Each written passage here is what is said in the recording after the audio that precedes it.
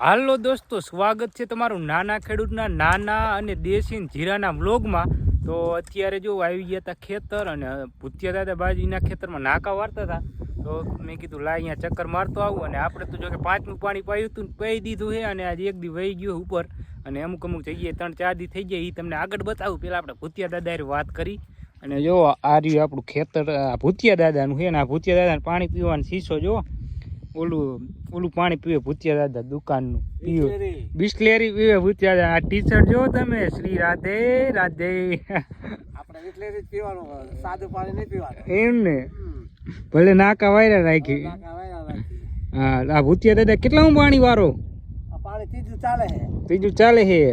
હવે કેટલા 2 પાવો પડશે કે 2 બસ પૂરું એમ ને? મેં અત્યારે થયું તા 5 પી દીધા તારો તો પાઈ દે તારો તો લેટકો હાલ માર ડાયરેક્ટ મોટર હાલે એમ। હા એવું છે એમ ને? તો ભૂતિયા દાદાને જીરું જોરદાર એવો, તમને ભલે જેવું લાગતું એ આસુ જીરું થાય જોરદાર।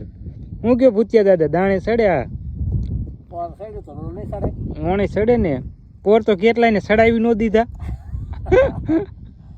પોર કેટલાય જીરા વાયા ની દાળીએ સડી ગયા હમણાં।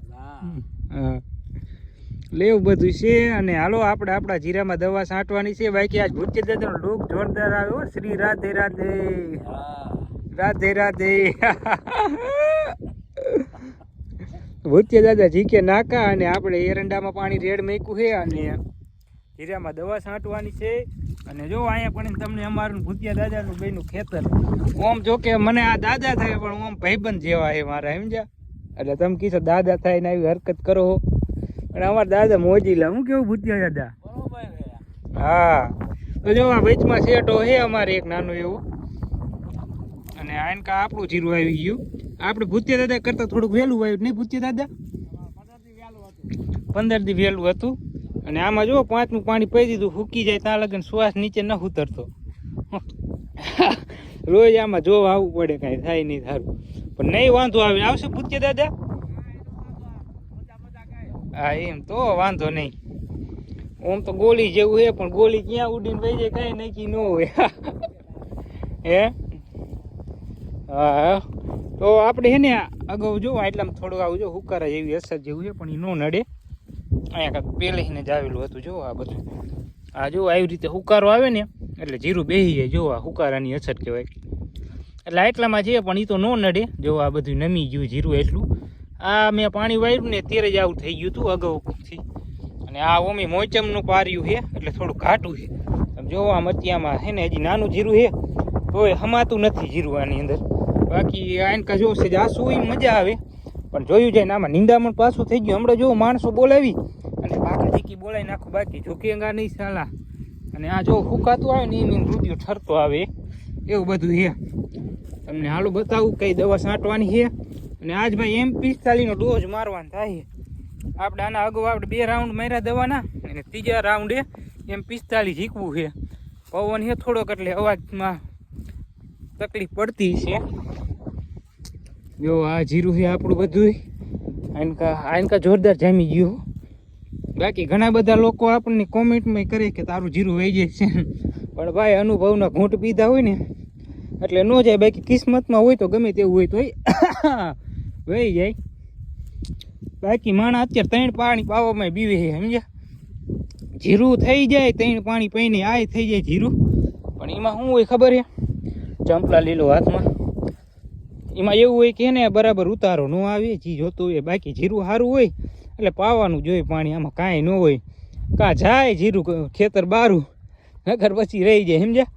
એમ કે જો આ જીરું છે આવી રીતે ફૂકાતું જાય ને એ મજા આવે કાંઈક।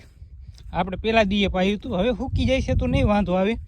બાકી જોકે 2 દિવસથી ઓલા 2-3 દિવસથી નહીં 4-5 દિવસથી ઝાકડે વધારે આવતો હતો એટલે મને બીક બહુ લાગતી હતી, સમજ્યા? ખેતરે આવીને આમ બેહીને વિચારું મેં કીધું જાય નહીં તો સારું, જાય નહીં તો સારું, પણ હવે હુકાઈ ગયું છે, જોરદાર થઈ ગયું। જો એને આ ભાગ હુકાઈ ગયો છે એટલે આમાં આપણે છે ને દવા છાંટવાની છે। તો હાલો કરી દવા છાંટવાનું ચાલુ ને બોલે બાકા ઝીકી અને ઓલું ખબર કહે ને ઝૂકેંગા નહીં, કાં હું ઝૂકી જઈશ કાં જીરું ઝૂકી જશે। બાકી જીરાને નથી ઝૂકવાનું થતું। ભલે મારે છે ને ગારાને રીખણ ભીખણ થઈ જવું પડે, ભલે ખંભે ટીંગાડીને લાલ સાંભા પડી જાય પણ મેકવાનું નથી થતું। મામલો મેદાને ચડાવી દીધો હોય ને આ થઈ ગયું ને તો ભાઈ જીરું જોવે એવું થઈ જવાનું છે। બાકી આ જો જીરું છે ને આપણું આ ભાગ લગભગ 50 દિવસની આજુબાજુ થઈ ગયું છે.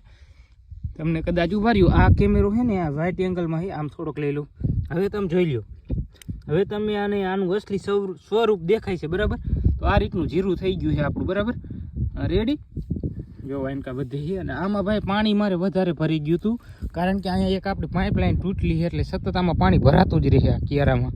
જો અહીંયા પણ છે કાંઈ ભૂ પાઇપલાઇન એટલે કે જમીન અંદર છે ને એ, એટલે આ કેરામાં વધારે પાણી ભરી ગયું હતું. અને આમાં નિંદામણ કરવાની જરૂર છે.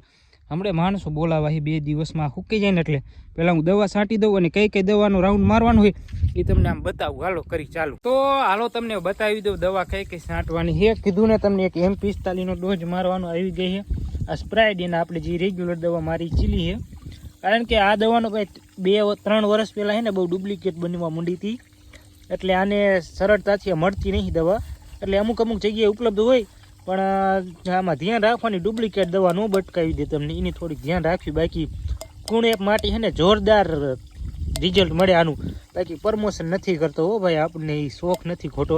જે ફાયદા માટે કહું ફાયદા.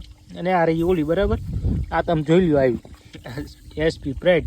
તો હાલો ફરી પંપ અને બોલાવી તાબડતોડ બાકા ઝીકી. એમાં શું હોય તો જોતા રહ્યો તમે.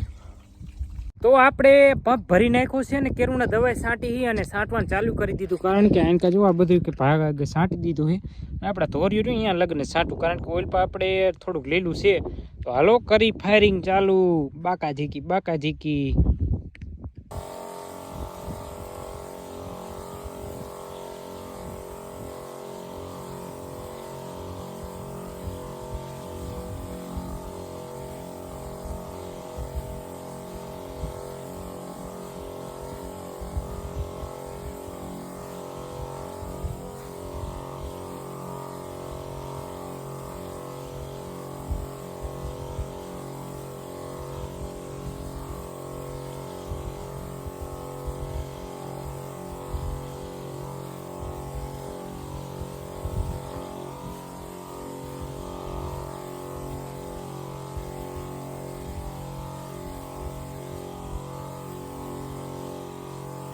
દવા આપણે એક ભાગમાં છાંટી નાખી છે, અને અત્યારે અહીં બેઠો તો નહીં રહેતી. અને એક જીરાનો છોડવો ભૂલથી ઉંબેરી નાખ્યો એ તમે જોવો એક ફેરવા.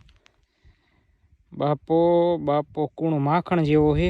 5 પાણી આપ્યા હો જી. જો ખેતર તો લીલું એ સૂકી જાય ત્યાં લગન આમ ધબકારા વધે છે.